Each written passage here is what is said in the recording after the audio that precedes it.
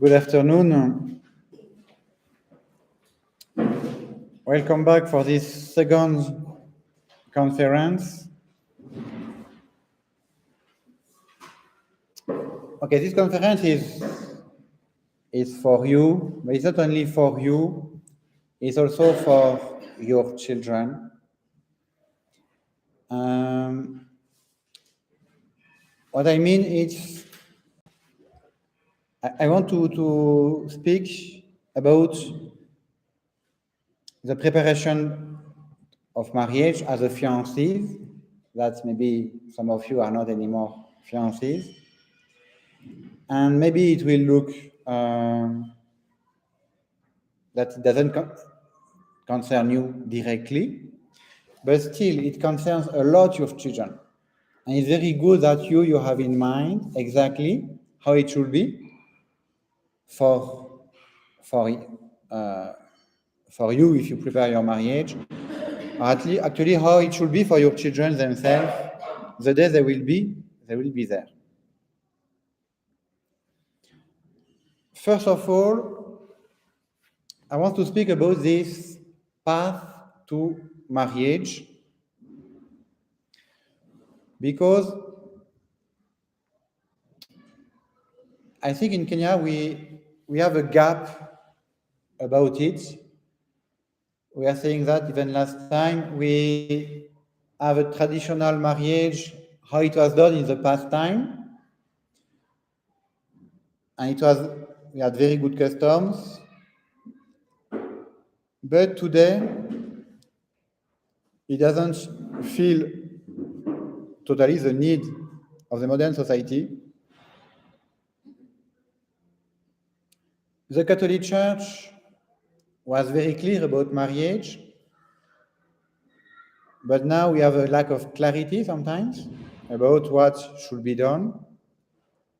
The modern society has brought a lot of modern views on life, on marriage, on feminism, on career.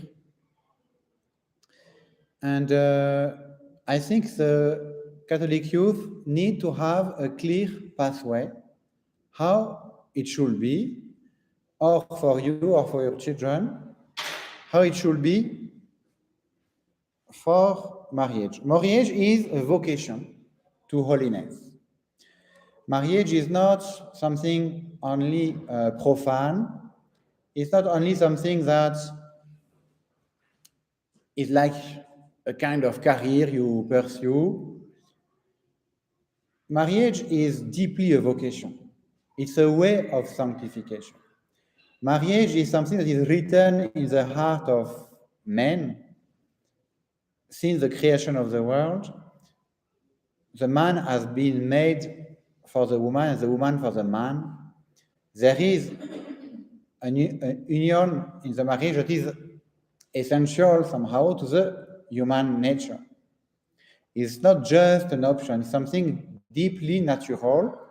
It means that is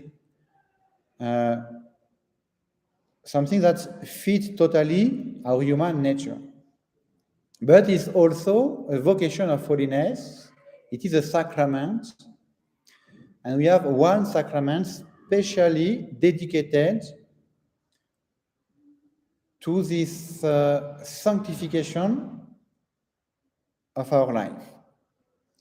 And what is important for us, Catholic, is to go to heaven, is to become saint and holy, and to choose our path of sanctification. It means when a youth has finished his school, he has learned some skills, he has a job or he can get a job, it is normal for him to engage himself in a permanent way of sanctification. This is why we invite the youth, first of all, to answer the question of the vocation. Do you think that God is calling you? Do you think you have maybe a vocation? Have you been thinking about it?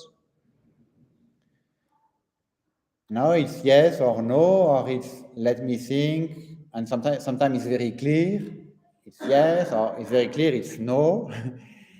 Sometimes we need a bit of more time, but this is the first question we should answer.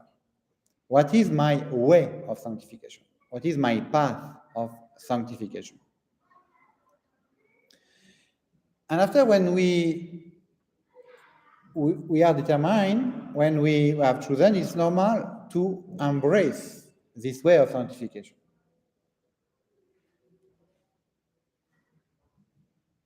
I know the modern world is telling us, develop your career, grow your business, and later you will think about your family. And even not only for men and for women, we have this invitation of the world today not to take family as something so important, but business and career are more important. We should first develop that and later maybe get married. I don't think it's right, but the mentality is there. I think when we know, if we know what is our path, let us try to engage in our way of sanctification. And if it's the marriage, it's normal to start a family. And the doctrine of the Catholic Church, according to the natural law, is clear. We should keep chastity before marriage. But maybe we should not wait for marriage 20 years of chastity, you know. Maybe we are not made for that. Marriage is not a convent, you know. We don't have the grace staying in the world, maybe to stay chaste so long if your vocation is marriage, actually. This is why it is normal for a man to look for a career, to start his studies, to get somewhere, to be able to pay rents and start being on his own. But if he wants to marry, it's good. It's good for a man, maybe even, okay, I don't want to compare what is done in other countries because each society is a bit different in organization. For us, in France, it's common for a man to try to get married around 25. Actually, among Catholics who believe in marriage, believe in family. And many girls are married around 21, 22. They are getting married. And somehow it's right. It is right, you know, you want to get married, this is your way of sanctification, you are young. Of course, you have to choose very well this person.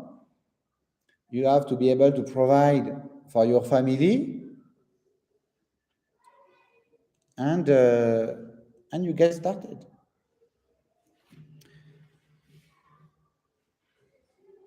I know it's not so easy in Kenya. For many youth, they don't see this path so clear because society is afraid of marriage. You have so many failures in marriage. It's difficult to get married. You have so many steps to go, and you are not encouraged by the society to go through these steps. Even parents, even Catholic parents, sometimes they have no problem to keep the children in cohabitation, even to encourage them to stay like that. But that is not right. Let us remember what the mother of Saint Louis, the king, was telling her son. She was telling her, "My son, I would prefer to see you dead at my feet than to know that you have committed only one mortal sin." This is an attitude for a Catholic mother. Not to encourage the children to live in cohabitation and maybe one day to get marriage. And the youth are youth. They have to keep chastity in a difficult world. It's normal for them to start having frequentation, to be attracted by the opposite sex, to have plans for growing a family, to be in love with someone, and to desire to have a family. It's a natural desire. I think we should encourage them to make good decisions, prudent and wise decisions, not to hurry, of course. But if they are good, if they have found someone good, let them proceed and build their family. And let us help them to make a good decision, to assist them to go through these steps that are important. Because our sanctification is done through our state of life. And there is no really, family, we have a sacrament to sanctify you. And now you can, our sanctification is always to give our life. We sanctify ourselves when we give our life for something greater than us. Someone who is single is not living for something else. He can live for himself. He can just do his own life and even have a selfish existence. Our sanctification requires us to give our life for something. It can be our family, it can be for the church, as a vocation, but we have to give our life.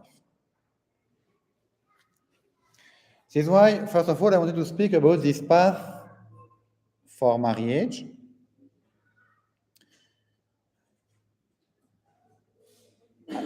And to help young people not to wait so long to get married, but of course, to do a very good choice, a very good decision. To look for a strong Catholic, to look for someone who has exactly the same values, that they can build a beautiful family. And all of you, you know what is the world around. You have seen so many families and marriages failing everywhere. Even among Catholics, it's not enough to be Catholic. We have to be strong Catholic. Because only strong Catholic can commit themselves with a bit of seriousness. And all of us, even strong Catholic, can be tempted and can do mistakes. But if someone doesn't have principles, if someone doesn't have this kind of deep conviction, there is nothing like fidelity today, There is nothing like indefectibility of a promise. No. Today, this is totally different. People, they don't commit themselves. This is why we have to encourage for good frequentation, and I think we should speak to the children very early about it, to give them guidelines about how it will be, how it should be, who will be accepted at home or not. If one day you want to bring someone, this is how it should be. Just it's helping the children. It's helping them to know who is welcome at home or not. Before even they can start having ideas. And now they have the criteria, they know who is welcome or not. It's better than to solve the problem after, Better to give guidelines before. And to explain how it will happen. How even a youth at 15, 16 years old, we can tell him how it will happen to get married, what will be the process, when it will. And now, since this age, they already know how it is in the family, how it will be, how it will happen. And they are prepared for that, and they accept. It's like that. It's a fact.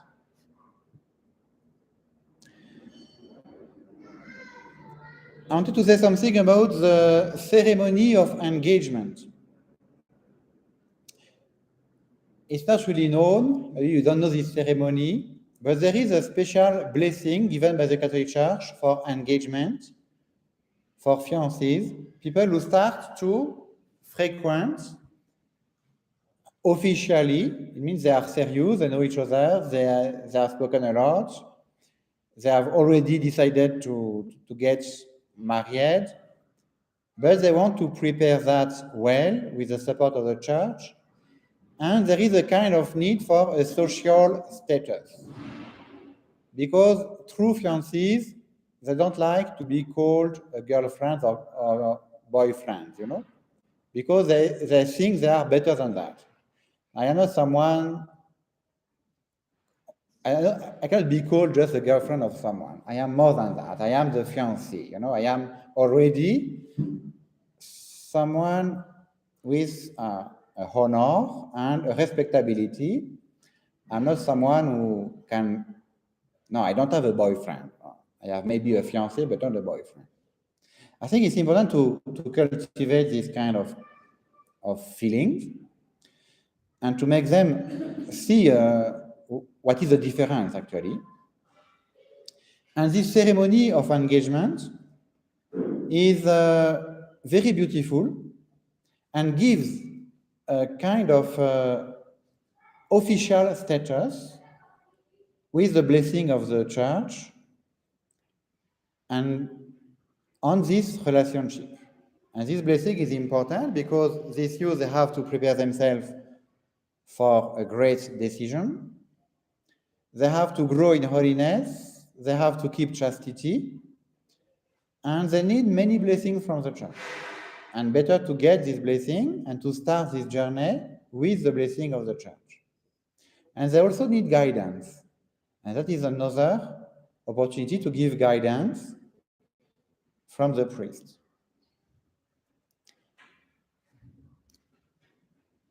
We have made recently in Holy Cross a very beautiful ceremony of engagement, and everybody was really touched by this ceremony, how serious it is, how deep it is, how beautiful it is, this sanctification of love by the Catholic Church with very clear guideline given. That's something very beautiful.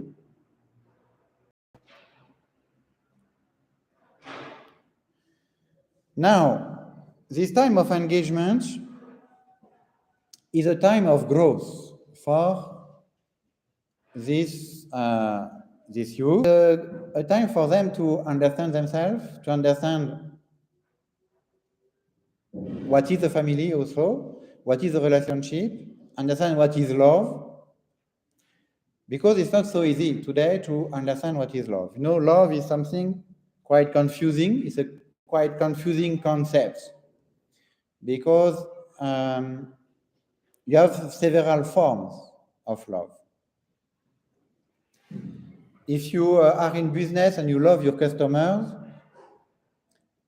it's a kind of love, but you know which kind of love it is, you know? It's not, it's quite interested, but it's fine. It's right to love your customers. It's not wrong, but it's, if he is not anymore your customer, you will delete the contact, and that's finished, you know? It's not someone you really care for a personal reason. Maybe you will care because of business, but it's quite utilitarian or mercantile friendship. It is the first degree of love.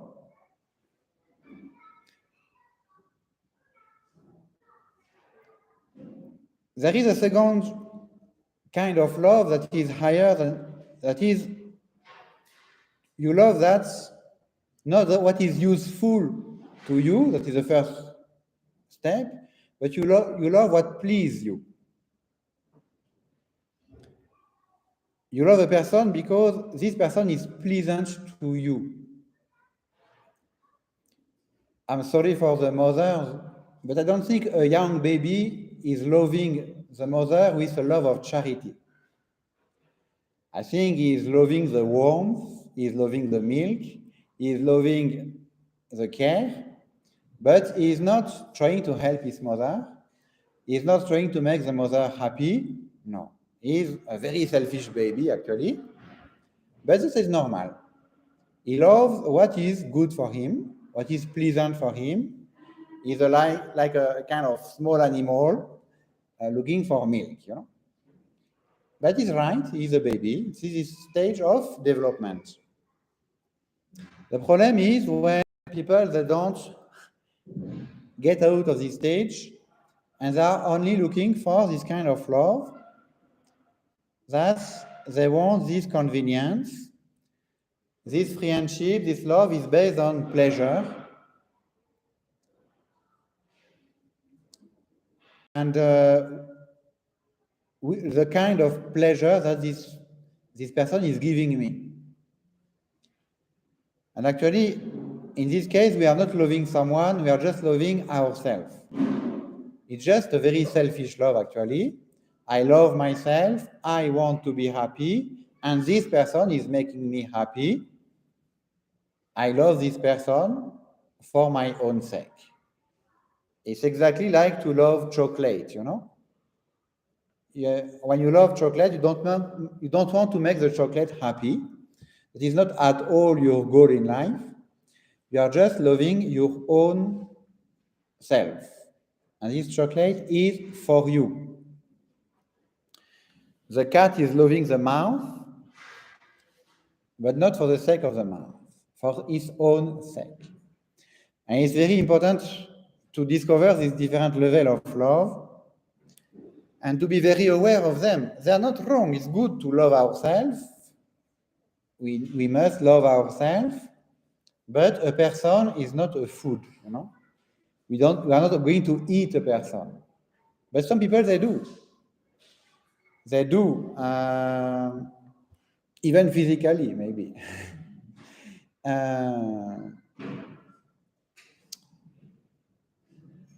But they are using people.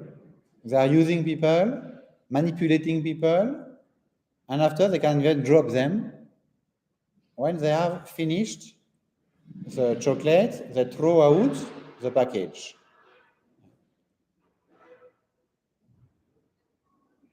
The third degree, that is a real love, is the love of charity now, where you love someone for his own sake.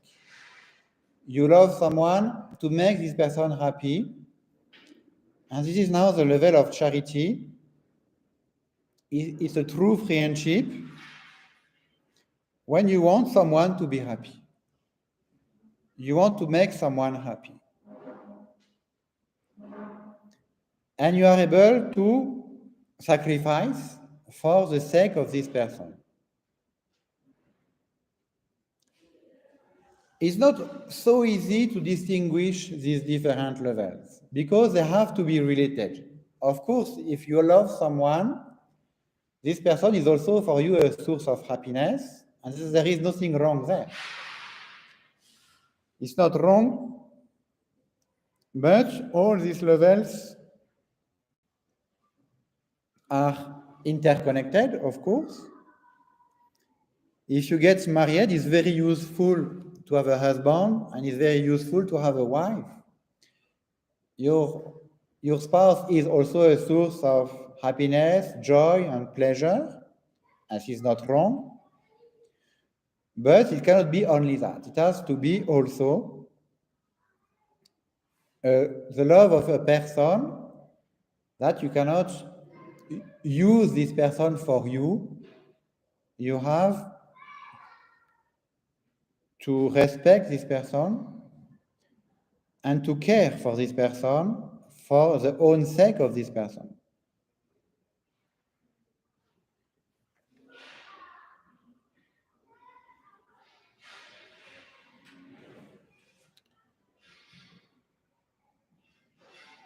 And in the marriage, it's very important that to enter with the right understanding, that you enter in marriage to make someone happy. Even you are ready to give your life for this person to be happy, even if you have to suffer for that.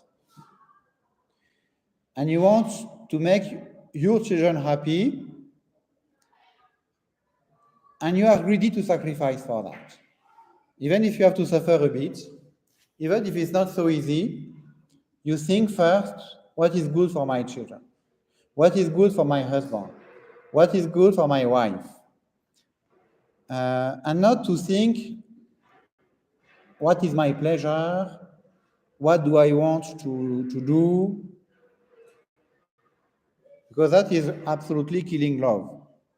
You know that what is keeping a good family, of course, is love. And what is destroying a family is always selfishness. That is clear. Everything that can strengthen love will strengthen the family. And everything that is developing the selfishness is killing the family. And we know what is love. Love is sacrifice. It's clear. At this third level of charity, the model of love is our Lord dying for us on the cross. And this is a sacrifice. Love is a sacrifice because to love is to give. And to give is not to keep for yourself. It's to renounce. Love is always a sacrifice. It doesn't mean that love is not something very pleasant, because sacrifice is pleasant actually, because love is source of happiness. And you are happy to sacrifice, and also if you have well chosen your spouse, he is loving you the same way. And now he is caring for you as you are caring for him. And you are happy to be loved by your spouse. And you accept it as a gift, and you thank God for this love you receive. And this is the plan of God.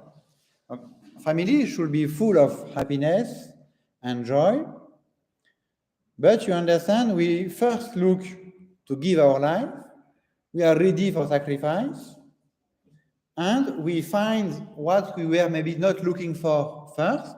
We find happiness and joy and peace and a very beautiful family that is a fruit of hard work. It's like a business. You know, your family is like a business. It's even the most important business you have in your life is your family.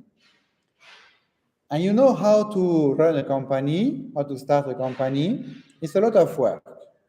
Hard work pays. What means hard work? It means a lot of sacrifice.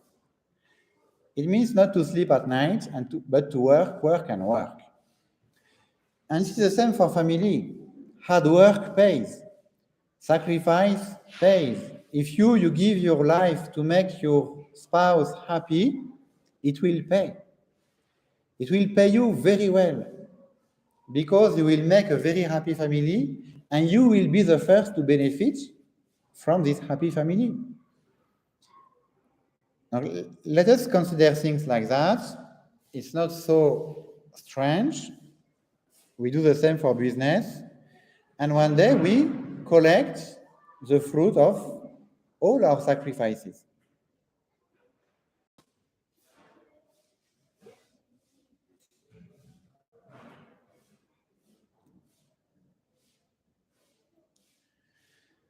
And always consider the sake of the children, not your own sake. You have time to think about who you want to marry with. It is your decision, and it has to be a mature decision. But when you have decided to marry someone, now the goal and your main responsibility are the children. Because if you give life, you are responsible for the children. You are two adults, you have made your own decision, and you are responsible for the decision you have made. Nobody has forced you to marry this person. It is your own decision, but these children, they have not asked you to get married.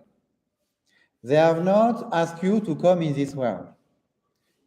You are responsible for them, and you have the duty to sacrifice for them, to give them a good life, to give them good parents, to give them good example, to give them a happy family, to give them a loving father and a loving mother. This is now your duty. And just sacrifice for it. Don't think too much.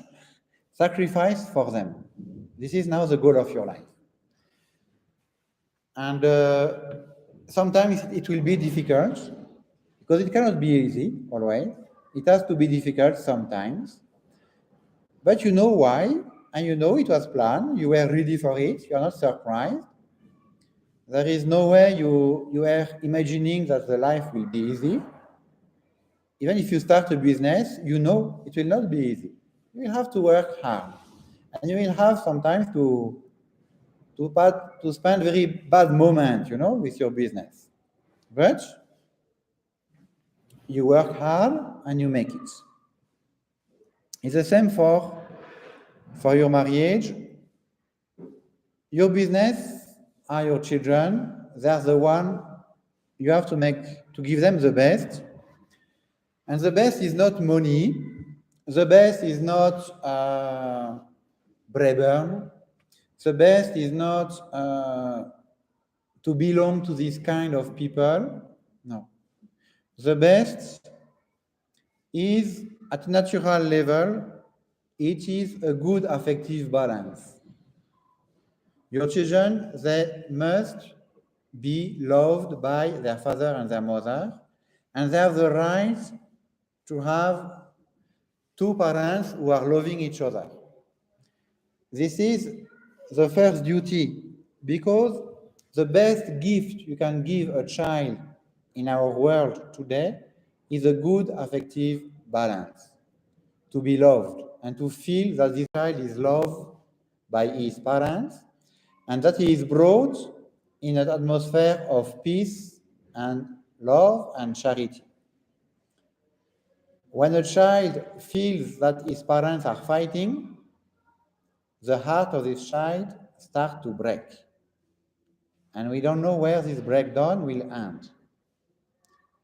And we cannot do that to a child.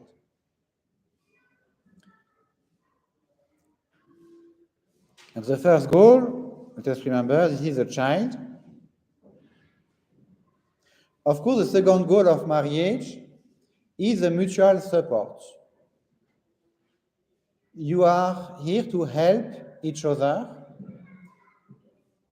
And all of us, we can have our bad moments. We can have our problems. We can get depressed. Someone can lose his job. Someone can break down. Someone can have an accident. You are here for each other. And this love of each other, this attention to each other, is a part of the marriage, part of this friendship, part of this love, and that is extremely important. And never forget that the family is the most important business you can build, a business that is much more important than a company, because you are dealing with immortal souls that will continue after generation. And you can be the patriarch of a whole family, having established a very strong Catholic family, and you can establish something that will continue for many years and many generations what you have started. That is your family. And even in heaven, you will meet these people of your family, and you will join together again, and you will build again in heaven this family that you have built on earth. This is why your family is much more important than your business, or it's your most important business. But never forget what is the basement of this building. What is the basement of your family? It is your love, your connection, your understanding between you and your spouse. You are the basement of this family. And if this basement starts to split, the whole building is in danger. This is why your most important concern is to grow your love, to strengthen your love, to take care of your spouse, and to make sure that there is nothing between you and your spouse.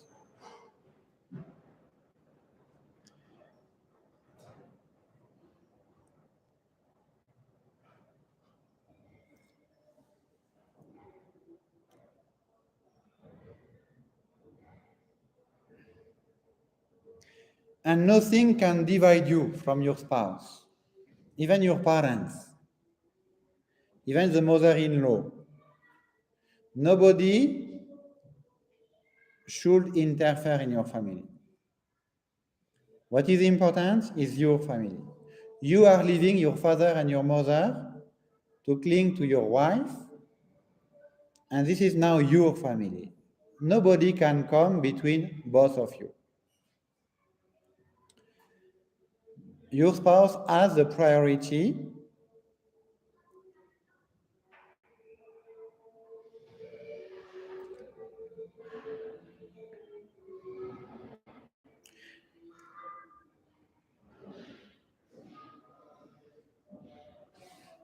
And of course, you can see why so many people are failing in marriage. So many people are getting married for wrong reasons, very wrong reasons, selfish reasons. Someone is getting married because to this one because she is very pretty, very young, very beautiful. But that will not stay forever, you know. It's a very wrong reason to choose someone. It's not wrong, it's not bad. It's nice, but you should have many other good reasons than this one. Or someone because he has a good job, he has a good situation, he is very wealthy. It's prudent to choose someone who can feed your family. That is prudent. But if you choose someone for the money, it's very selfish. And of course, many people are looking for this kind of criteria. Yeah, he has a good situation, he's a good party for me, and the family is very happy, you know. You're getting married to a good person. No, I'm getting married to a wealthy person. It's different, you know. Maybe he's very bad. Let us have the right understanding, the right reason, and let us check why we want to get married.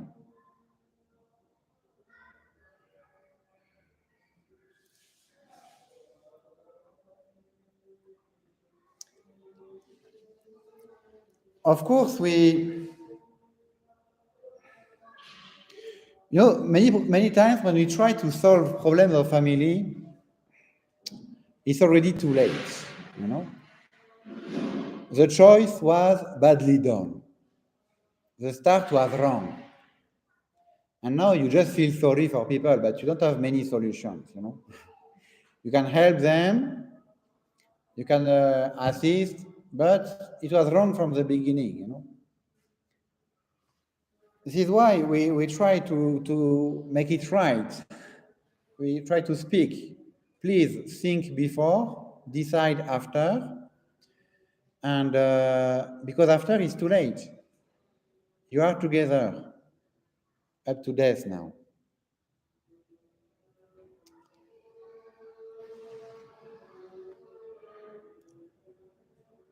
And I can tell you what I say is extremely practical. Because after you have conflict, you know. What is a conflict? A conflict is when you fight for yourself. This is what is a conflict. You fight for your own opinion, uh, but you don't put yourself in the shoes of someone else. In the marriage, the solution of the conflict is not your own opinion. It is what is good for the family. But most of the conflicts we see are two people fighting for their own point of view. And the only way to solve this conflict is to try to understand what is the point of view of the other one and see what is right, what is just, that this other one has seen that I have not seen. Actually, love should be to fight not for your own interest, but to fight for the interest of the other one. And if you want to have conflict at home, it should be, please rest today, let me do the dishes. No, you have done that yesterday, go and rest yourself. It cannot be only you to work in this house. I want also to help you. This is a good conflict based on charity now. You are not fighting for yourself, you are fighting for your family, you are fighting for the other one. This is charity now. But when you fight for yourself, this selfishness, this is what is now affecting and destroying your love, is selfishness.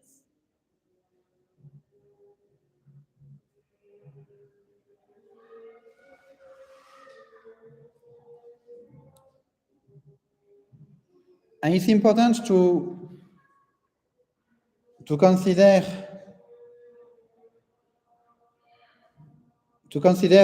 the real good of someone. You know, for all of us, maybe we know what is good objectively speaking, and we want to impose to other people what we think to be good. But as a human being, it's not only what is good and right that is good, it's also for the sake of this person to want him by himself. You know, the growth of someone is not only to do what is right, it is to want what is right, and to want it freely. Because you could imagine a country where you have a very big dictator, where everybody does what is right, absolutely, but under pressure, under force, under violence, everybody is forced to do what is right. There is no freedom. And there is no even holiness. Even if nobody can sin because he is totally controlled by the government, he cannot sin, even physically, it's not possible. There is a policeman behind everybody, and you cannot sin. You know? You are obliged to be good. There is no holiness there.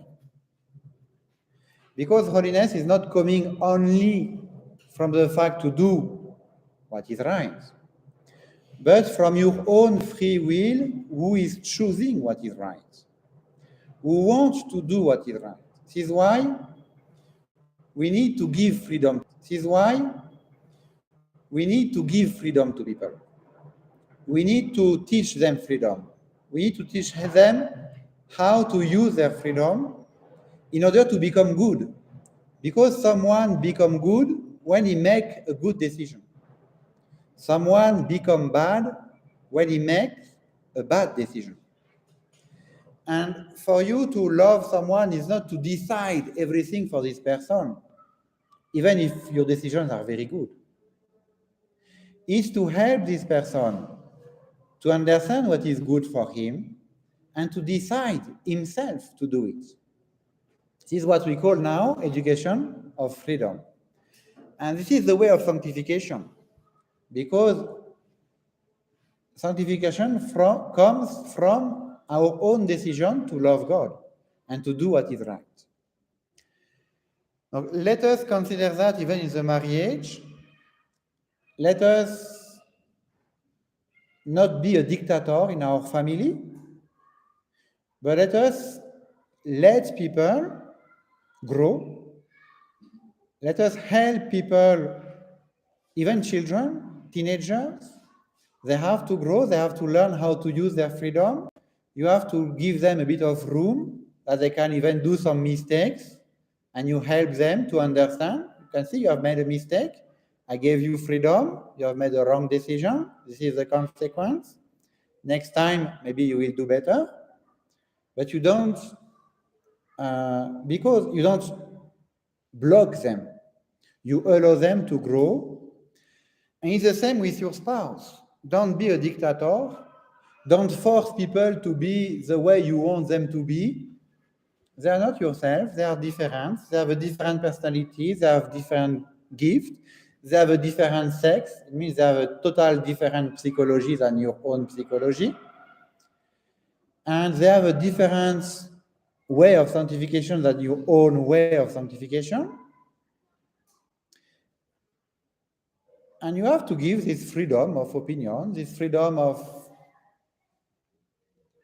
that you can allow them to grow, making also good decisions. Of course, you're not obliged to let someone kill himself. You can stop somewhere in the process. You can use of authority. Of course, authority is very good. But you have to help someone to grow and to learn how to use his freedom, and not to make someone just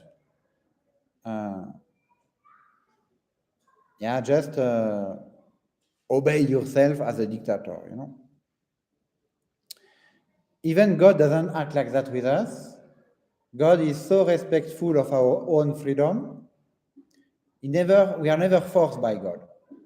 God is teaching us. He is sending his priest, his bishop to teach catechism, and after everybody does what he wants, you know.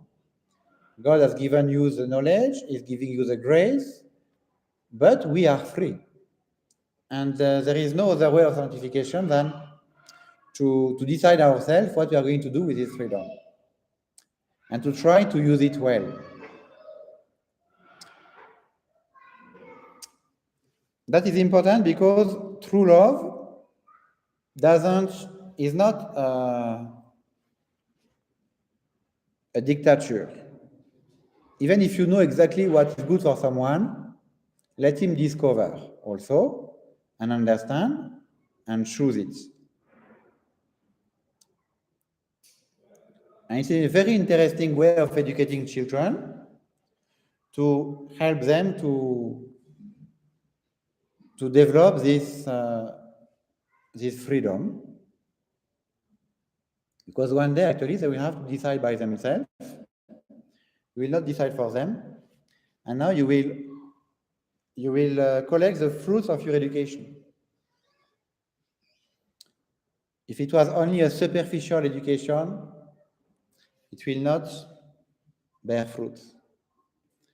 If you were only beating children, but they have never understood why they were beaten, like in school sometimes, you know, in the secondary school or in primary school, children are beaten for the sake to be beaten. They don't know why.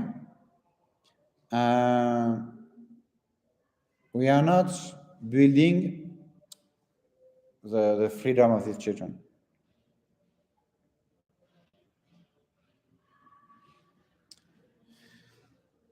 There is more in giving than in receiving. Acts 20:35. There is more joy in giving than in receiving. This is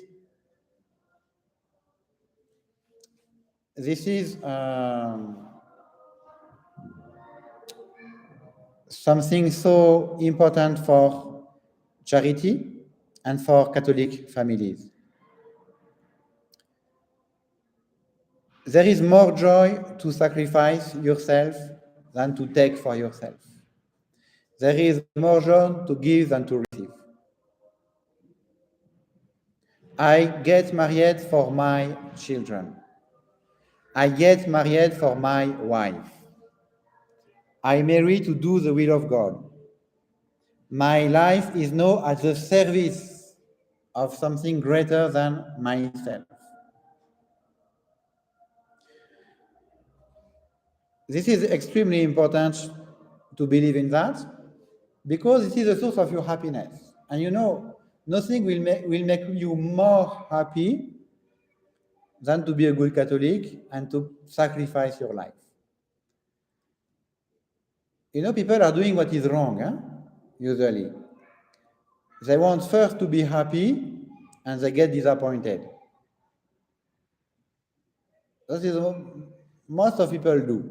They look for happiness and they get disappointed because they don't understand the way of happiness. For us Catholics, we are told the way of happiness is the way of the cross. Look for the way and get happiness. And it's working. And a Catholic family is much more happier than any other Catholic, any other family, you know, because of this right understanding.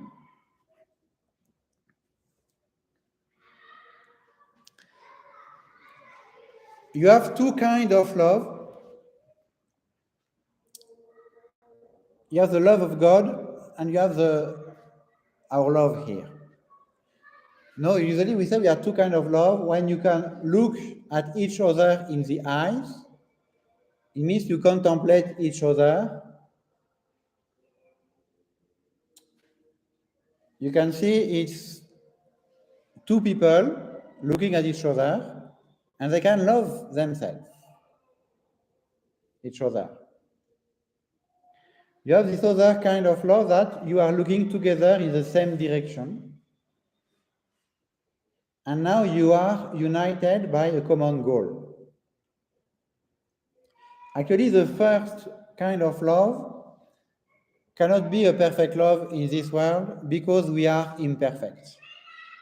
And when you look at someone else and you contemplate him, very quickly you will see imperfection. Only God can fill us with this kind of love. Because only God we can contemplate and get perfectly happy. Only God can fill ourselves with His perfect joy. For us, our human love here is more not to look at each other on the eyes, but to look together in the same direction. This kind of companionship, of friendship, where you are united with a common goal. This is this love we have in marriage. Now, how can young people get ready for marriage? How can you teach your children to get ready for marriage? We have always said the best school is a school of generosity. Let your children volunteer for free. Let your children do things for free. Let them be involved with a youth group, take responsibilities, give their time, go volunteer in a home for children, volunteer in a home for all people. Make them do something for free. Even if you have a boy who has finished Form 4, he doesn't know to do at home, let him go and help a fundi for free. He will learn something. He will learn how to work for free. Let them practice generosity, because generosity is a school of marriage, because it is a school of charity. But if you let your children to be selfish, if you let them develop this selfishness and live for their own sake, not help at home, not give their life at home, just be the the small king at home and be served by the parents, you are spoiling your children. And actually, after the sexual revolution in the 70s, 60s, 70s, we developed a kind of education that was spoiling children so much. It was to have the king child, where we love children and we are the servant of the children, and the child has nothing to do. He has just to enjoy and receive. And we have been forming generation of very selfish people. Okay, it was coming from with the sexual revolution, with contraception, abortion, all these things, with family, with 2 parents, 1 or 2 children maximum. And now there is no way you have to give at home. If you have a family with 5, 6 children, 7 children, I can tell you they will learn something at home. They will learn generosity. They will learn how to relate with people. They will learn how to sacrifice a bit. They will learn how to handle many conflicts. They will learn so much through a large family. But if you have only 1 child, they are not learning this generosity. And it's important to teach them this generosity. Okay, let us understand that the best gift you can give to a child is to learn how to give his life and not to be selfish. And many parents are the one spoiling their children out of love, of course. Because they love their children wrongly, they spoil them. This is why we speak about tough love. Tough love is real love, not a too soft one.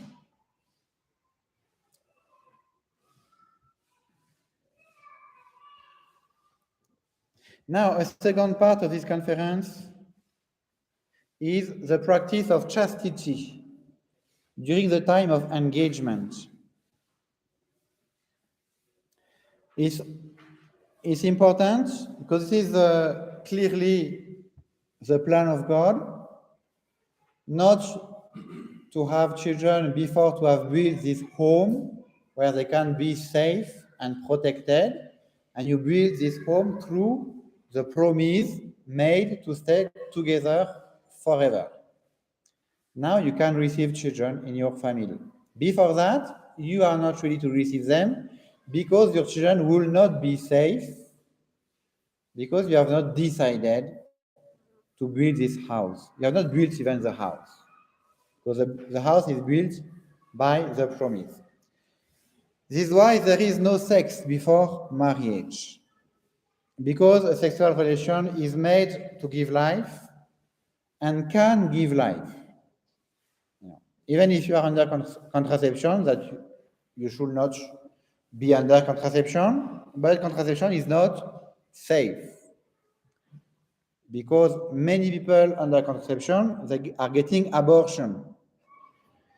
Meaning contraception doesn't work so well. It means according to the law of God and the plan of God, there is no sex before marriage, because sex is made for procreation, and procreation is not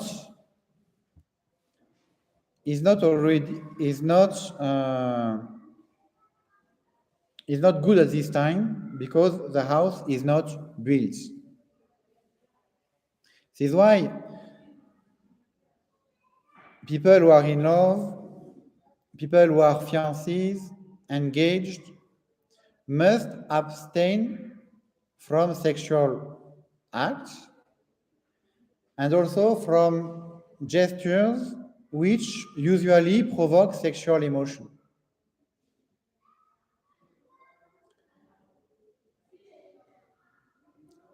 clearly, to be clear and specific, for fiancés or engaged couple, fornication, striping in front of the other, even video or photo, by photo or video, prolonged and sensual kisses or caresses, particularly on the parts that should be always hidden in public, provocative clothing are mortal sin. Are mortal sin because they are there or directly to do what should not be done, like fornication, or they are direct preparation for that. And of course, they are not allowed because we cannot get ready to do something wrong. It's not the time. What is allowed between people in frequentation, of course, is the mark of particular affection, because there is a kind of exclusivity that is normal. If there is love, there is exclusivity. And now to show a mark of exclusivity is okay. Like to take the hand of someone, or to sit together publicly, to show that you are together. This is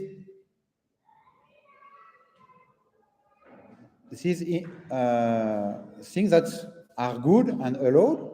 This mark of particular affection, but nothing that can arouse a sexual desire or sexual emotions, because it's not time for that. Of course, these things can happen, but because we have a body and this body is reacting, this is why the fiancés have to do what is right.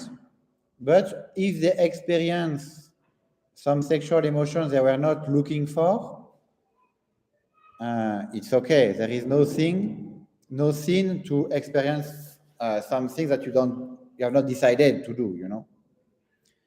We don't have a control on our body, a total control. We can feel some emotions that we have not looked for.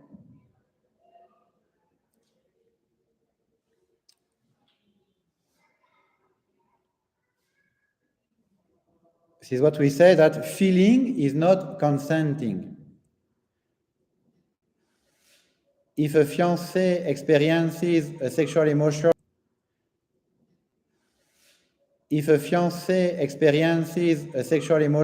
when he has done anything wrong, he was just near of the person he loves and now he's experiencing something, of course, there is no fault. But it's wrong to look for that.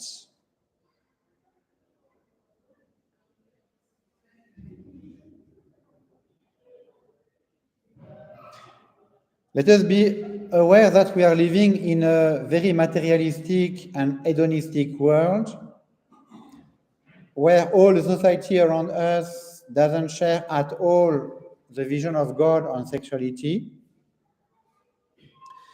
For them, it's normal to look for pleasure, sex, and money without too many limits. The modern world encourages sensuality and lust. And of course, we are influenced by the world we are living in. All of us, we are always in interaction with the world and we are influenced. Let us be aware that these influences are there. We have good influence from good friends. We have bad influence from bad friends. Our children will be influenced also by the world. Let us be always aware of these influences and choose the influences we want and avoid the influences we don't want. But still, the influence of the world is there, and we can't escape it, because we are not hermits. And I even think that even the hermits are influenced by the world, because we are members of the society. There is no way we escape. But let us be aware of that and do what is right and look for good influence and protect ourselves as much as we can. And of course, protect our children. We have some very good reasons to practice total chastity before marriage. First of all, it's a divine command. St. Paul is clear about it. This is the will of God. It is your sanctification that you abstain from fornication. St. Paul again, the works of the flesh are manifested, and these are fornication, impurity, lust, etc. Those who do such things shall not enter the kingdom of God. Okay, we already spoke about the wisdom of this command. Free union creates precarious situation for the spouses and for the children. The consequences are too serious to joke with that. It is a divine command. And you know, it's very wrong to start your family against God. You know, we need the blessing of God. Life is difficult. We have to fight so many things. Marriage is difficult. If now we are even fighting God, where are we going? Let us be in the side of God. Let us look for the blessing of God. Let us look for the blessing of engagement. Let's look for the blessing of the sacrament of marriage. And now with all these blessings, let us now enter in common life. But to start common life without the blessing of God, and even worse than that, against the will of God, is just to look for curses, you know. It's to look for problem and bad consequences. Now, another reason that is extremely important for chastity is a security for the family, for the couple. If someone is able to wait for you and to respect you, you can trust this person. Even when you will not be here, this person will be able to wait for you. If someone is not able to respect you, to wait for you, you are not safe. You are not safe. And I really encourage mainly young girls to be extremely firm on that.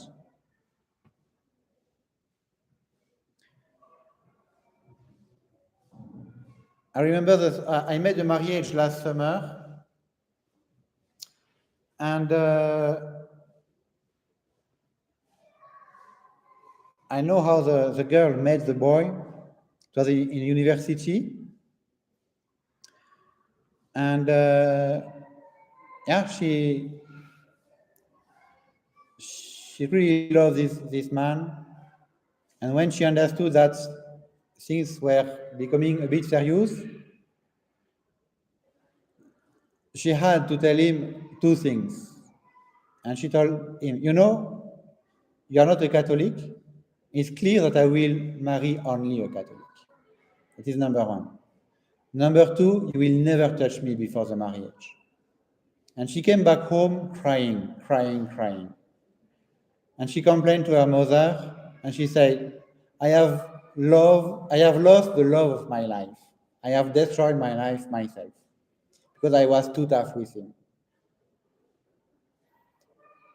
But 2 years and a half after they are married, he has been baptized, a wonderful conversion, beautiful conversion, a very good man. He has discovered the faith, and now they are married in church.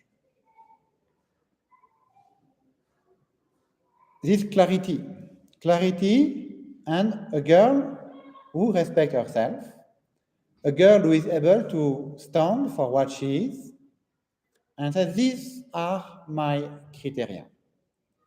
If you are interested with me, this is the price. If you don't think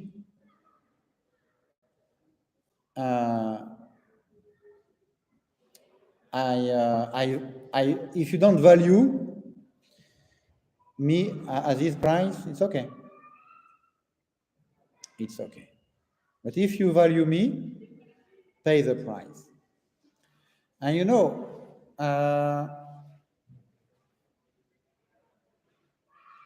when you are in business, if you are selling things, it's better to let the client pay first before to give the goods, you know? Because maybe you will never see the client if now you start giving out. You know, imagine a supermarket and you tell people, okay, take what you want, you will pay me later.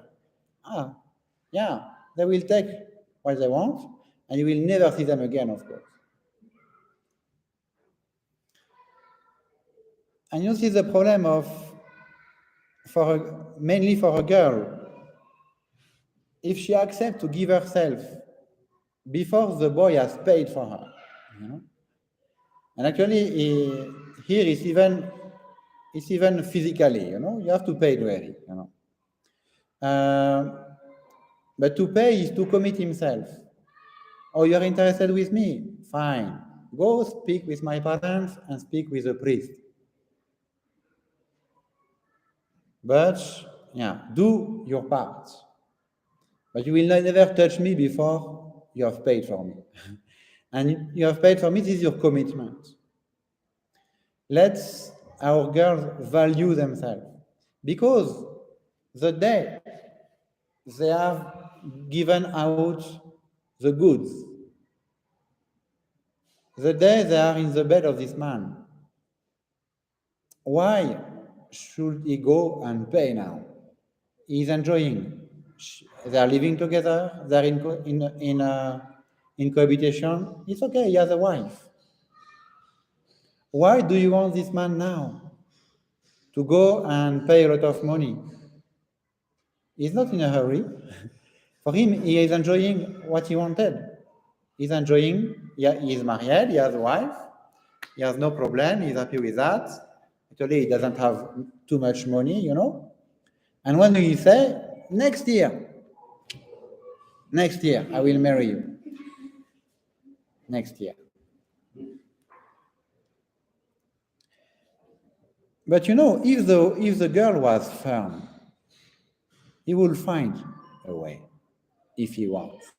If you really love me, now go and find your way. If you don't find your way, it's that you don't love me, you know. If the girls could stand like that, they will set a kind of value in the society. They will set a kind of, you know, they will value themselves. And the boys, they will comply, you know. Women have the power to set the moral level of a society. If a girl is easy, she makes a very bad society because she is easy to take, you know. She doesn't have to be respected.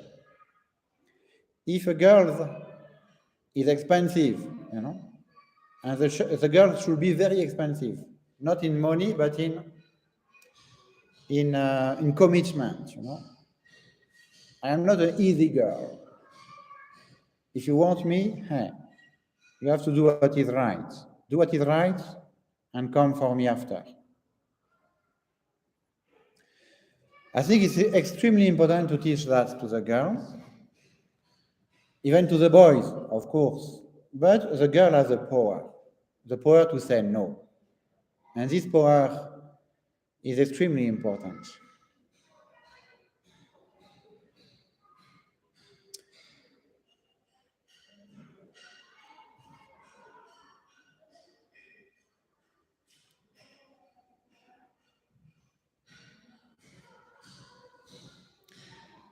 Chastity before marriage is extremely important. And you have actually some studies, many studies that are showing that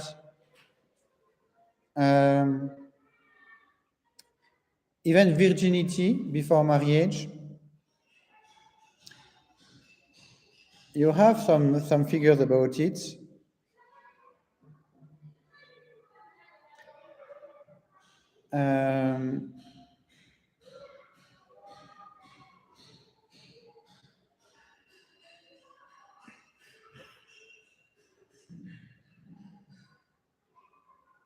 I found this figure somewhere. If a girl is virgin before the marriage, you have 68% of chance that the marriage will last. If a boy is virgin, now you go to 78% of chance, more than other couples. This is the result of some studies. Because this person value fidelity, these persons are able to control themselves, and they are more trustable, and actually, yeah.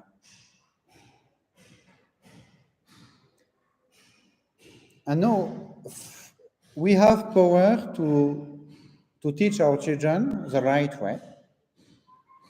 But for that, we need to be convinced ourselves of what is right, to be convinced of what is good, and to implement it in our families. And you have the power to build your family and to give very strong conviction to your children.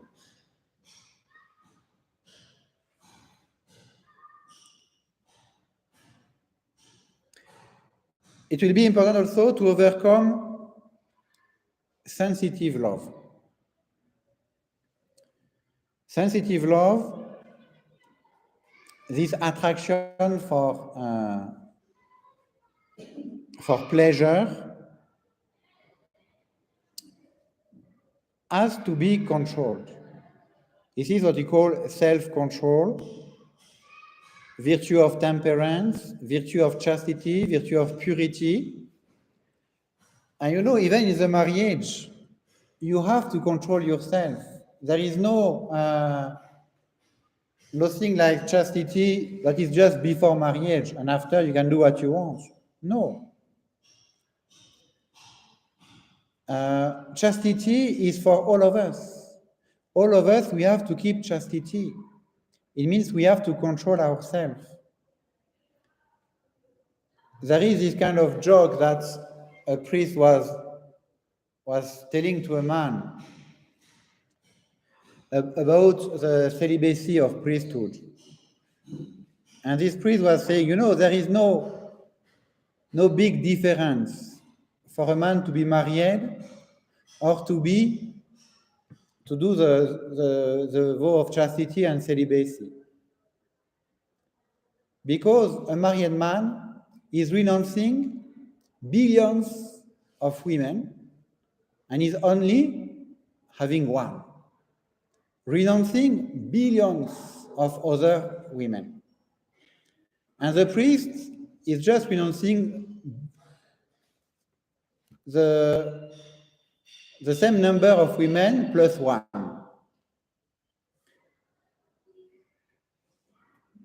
Because actually, even in your marriage, when you promise fidelity, you still renounce to so many other women that can tempt you in your place of work, in your anywhere, you know. Chastity implicates renouncement. And yes, a priest renounces all women of the world, but when you are married, you renounce all the women of the world, less one. And the difference is only one out of billions. It's a joke, but it's showing that there is still renouncement needed in the marriage. You need to practice chastity. You need to control yourself. And you know, you can have a big crisis at home. You can feel very bad with your spouse. Maybe someone with age is getting bitter, is getting impossible to live with, you know. People can get funny, you know, with age. And at this moment, you get funny, you know, with age. And at this moment, you are maybe in a position to be tempted. And you have to keep chastity. This is very important. This is why if someone is able to keep chastity before, he will probably be able to keep chastity after.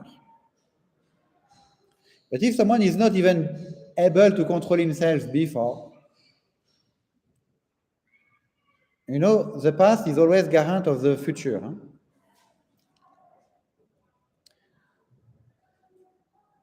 This is why we have to purify our sensitivity. Yes, God has given this attraction. It's a blessing. This love in the marriage is a real blessing of God. It's helping people to love each other.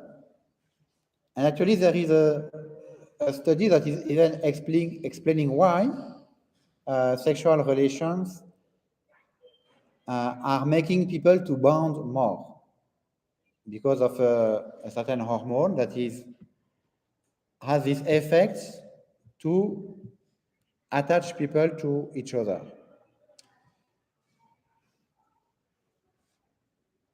This is why it is something that is important. It's a blessing of God, but it is there to build a family and not to play with it. Because fornication is not something innocent. It is something that is deeply affecting the person.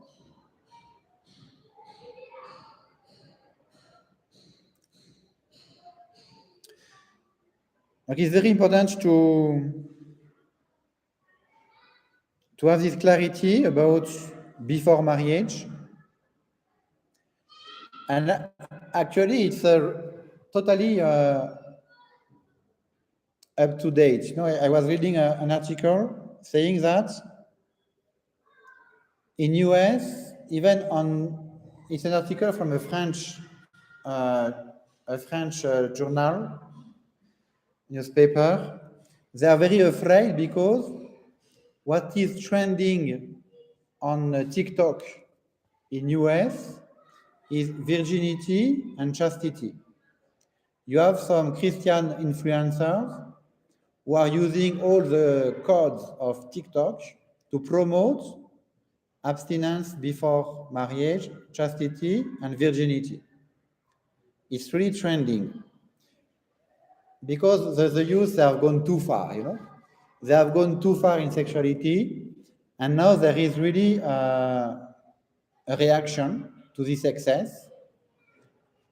And of course, our liberal media in Europe are very afraid to say the youth speaking about chastity and virginity. But it's really a phenomenon on social media. And since few years, we see this the youth looking for these values. It's normal because this is our human nature. Sexuality is not a normal organic function. It's something very much more than that, something involving a real intimacy, a real love, a real protection, and not just something we can deal with it lightly.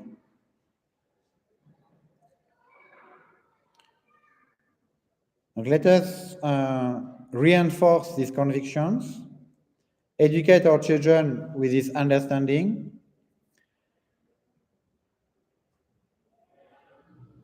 and help them really to build good relationship. Of course, for that, chastity is not possible without prayer, frequent communion and confession, daily recitation of the rosary, to pray for the protection of the future family, to offer the difficulties of chastity for the protection of the family, to be very clear that you should never meet alone in a room, in a bedroom, or in a house, because it's not a safe place to meet if you don't want to have problem. You know, poor planning is the cause of many mistakes, you know. But if you plan properly, you don't plan to be in trouble, you don't plan to be at the wrong place where you are in danger. You plan to meet in public, you plan to meet in company. This is why traditionally, when you have this kind of encounter, it's always in the family of each other, in the presence of the rest of the family. And usually, if they want to go somewhere, they are always given a child to accompany them, you know? That is traditional practice. Because now, they have someone they have a guardian angel now. And this is tradition. Traditional practice is how it is done in Catholic families. You don't let your child alone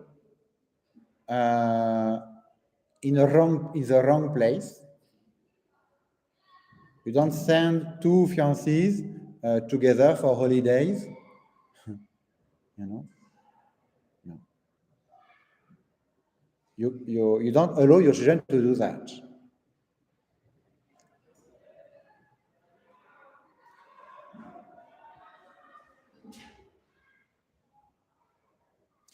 I don't want to be too long. I have some other text, but basically it's to tell people to understand that if they start to be engaged with someone, they have to be very clear in the kind of relationship they have with this person and with the other person. You cannot be engaged with two different persons. It means your relationship has to be clear. If someone is engaged with another person, his behavior with other friends has to be clear and neat. No, you cannot just play with different people at the same time.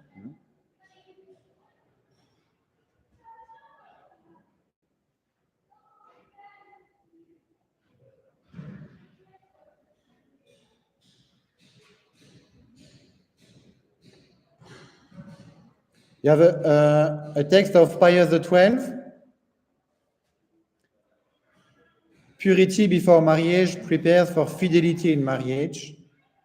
How can we hope and expect the marital chastity and fidelity of a young man who never knows how to conquer himself, who does not know how to control his passions, who does not know how to reject perfidious invitations and bad examples,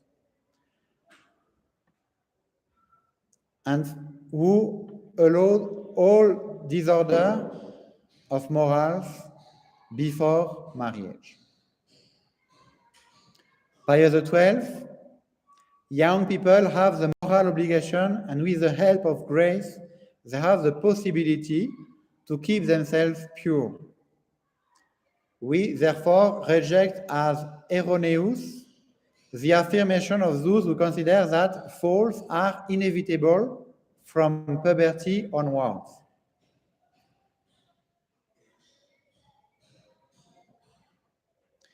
This is why also we should not stay fiancés for years, There is a time. Usually we say maximum 2 years, because after, of course, you know, you are getting in danger. This is why if your children are ready for marriage, don't stop them to marry. Help them to get well married, but don't make this situation an occasion of sin for them.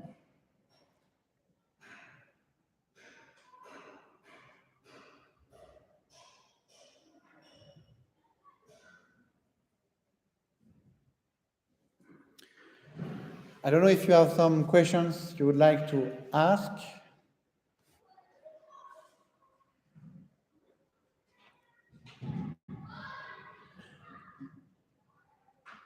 Yes.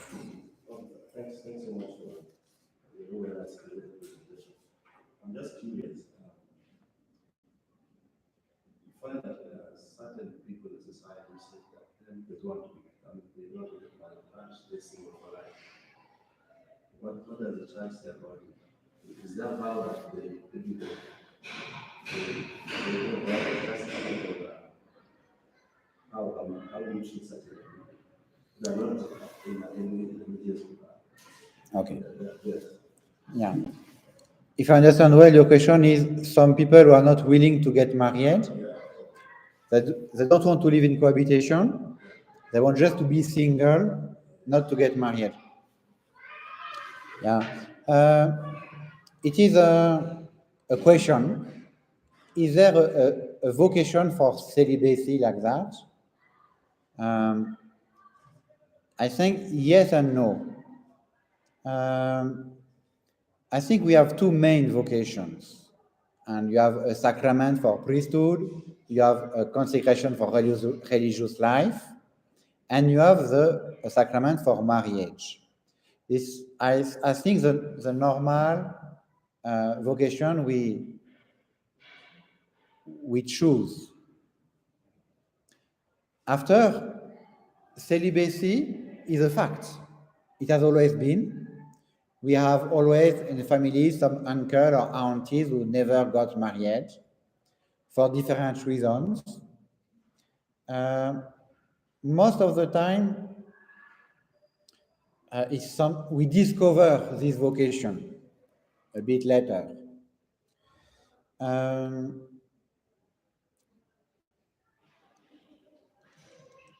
but I don't think it's really a natural and a normal plan. Maybe it can be the consequence of some other things. People have been disappointed by marriage. They don't believe in marriage. They prefer to stay single because they want to avoid mistakes. They don't believe anymore in love and family. They have bad experiences. Or they have developed a mentality through education that family is not good. I want to avoid that source of problem. You have so many reasons why people can be afraid of marriage, and we can understand. Or are not attracted by marriage because they don't have a positive experience. And we are in a society where also more and more people are also disoriented, even in terms of attractions, with the promotion of gayism, homosexuality, of gender theory, people are more and more confused. And I don't say that is the case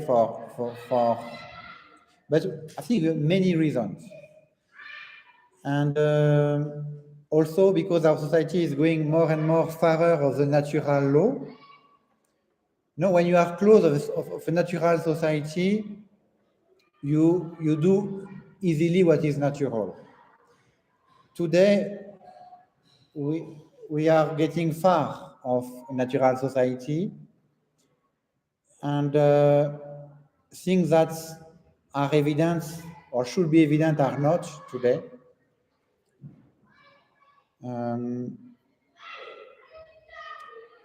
And also in a society that is natural, everybody is going in the same direction, and it's normal. Like how it was in the village 50, 60 years ago, life was very simple. You were just living as everybody else, and in many places it was quite good and quite okay. Marriage was respected, education was clear, you knew what was your path, it was clear. Today, because of individualism, uh, because of subjectivism, there is no clear path. Everybody is left alone and has to find his own way, and people are getting more disoriented. I think we have many reasons why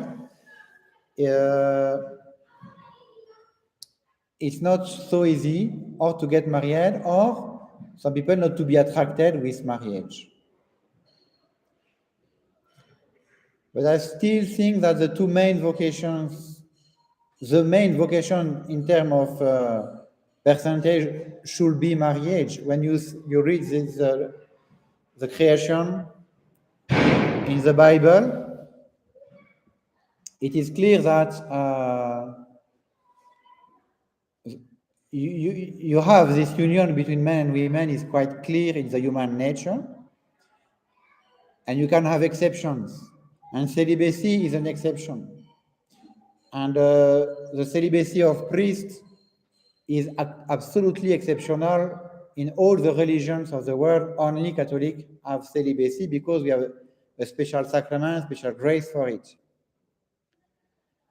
And even celibacy somehow could have a kind of bad reputation in the world. Who is this man who is alone? Can you trust a man who is alone? He's not going to do something wrong, Someone who has a wife, okay, he has a wife. Someone who is alone, can someone be alone? You have, I don't say you have suspicions, but you could have a bit of, is it really normal to be alone, Even God has said it's not good to be alone. I don't think we should promote celibacy as a vocation. I think it's a bit dangerous, because when you are young, okay, you say, okay, I don't want to get married, okay, I want to develop something. But one day, you are really alone. You are aging alone. We don't have a spouse to help you. You don't have children to take care of you. You are living alone, you are aging alone, and you are dying alone. It's not our case for us. And even the Catholic Church is not pushing to tell someone, keep chastity like that, and stay alone, stay single. I know some are playing this game around here. They are encouraging people to be single in the world for the glory of God. Yeah. Are you thinking about the consequences of what you tell them? Do you think that these people one day they will die alone, without family, without children? For us, we are not alone. We have a spiritual family. We have a community. We have a family that will take care of us. The sisters are not alone. The priests are not alone. The religious are not alone. We have a family. And I will not push someone to choose to be alone. Maybe you can find yourself alone, but I will not be the one pushing for someone to be alone. It's a responsibility.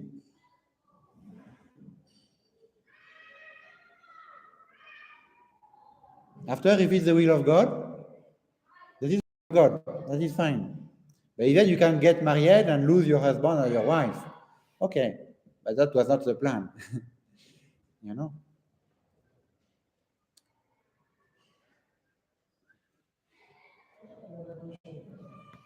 What is the time between the ceremony of engagement and the ceremony of marriage? Yeah, the time between ceremony of engagement and marriage, it all depends. If you are very young adults who want to get married, okay, they are serious, but they are so young. Let us buy a bit of time, okay? Let us wait for 2, 3 years of preparation, huh? And we will see, okay?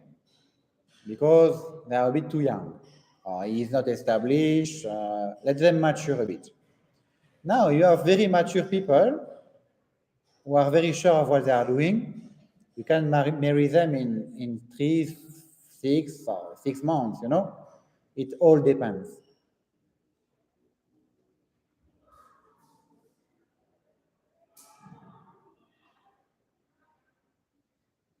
Yeah, I'm also curious on the understanding also on the, especially like maybe okay, I think various societies have, but in our context especially, there is also the cultural beliefs about marriage. There is the issue of paying dowry, for example, and various other beliefs within African culture. So how do you marry those? Because you are Catholic now, maybe your parents are also Catholic, but it's also that cultural beliefs that you expect Yeah. to hold before marriage. Yeah. The question is about how to, what to do with the traditional customs and the kind of limitation they can bring to get married because of dowry, because of getting, even your parents should get married before you, and they are still not married, and you cannot marry before them, you know, all these kind of things. These customs were established, I think, by the wisdom of God. God is the one who has inspired, I think, these customs to protect families. And actually, it has worked very well in the past time. But these customs are good if they are wise and if they are helping families to be strong and to if they are helping, you know. Now, if these customs become an impediment, they don't have a value if they are an impediment against the will of God or against what is really good. Of course, it's prudent to keep the customs. It's prudent to go through. But if now it becomes impossible, I know the history of a couple. They wanted to get married. The parents were asking for too much money. And the priest in Consolata advised this young, I will marry you, don't worry. And actually, they wrote to their parents 2 weeks before the marriage, this is the day of our marriage. And the priest here in Consolata, he said, no, your parents are not reasonable. Let us proceed. And it was wise. You know, you try to follow the customs, but if now it's not reasonable, if it's just preventing people to do what is right, why should you absolutely follow these customs? Even if I have a young couple, they are ready to get married, but because their parents have not paid dowry and they should not marry before the parents. Okay, just come, I will marry you. You know? You do what is, no, you have to be wise, you have to respect the customs, you have to respect the families. It's extremely important to get the consent of the families for a marriage. And usually in the Catholic Church, it's a requirement to have the traditional marriage made before we can proceed for sacraments. And it's good to keep that, but it has to be reasonable. If it's not reasonable, it's, everything that is not reasonable has no strength. Everything that is not reasonable has no strength. Only the truth has a right. If something is wrong, it has no right. It's losing its right. If it becomes exaggerated or not good. But it's still a difficult topic, and it has to be difficult. It cannot be very easy.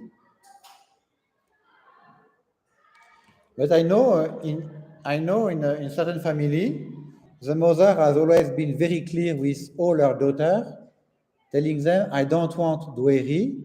I want you to make a good marriage, and I will help you to make a good marriage, even if I never receive a dowry for you." And this Catholic parents who is helping the children to do a good marriage and not blocking them to do what is right. No, the goal of dowry, the goal of all these steps is to strengthen the family, to make it very strong. That you cannot just send away your wife like that because you are not happy. No, you have paid so much for her, and nobody will let you separate so easily. It was wisdom, but it's for the sake of the family, not against the family.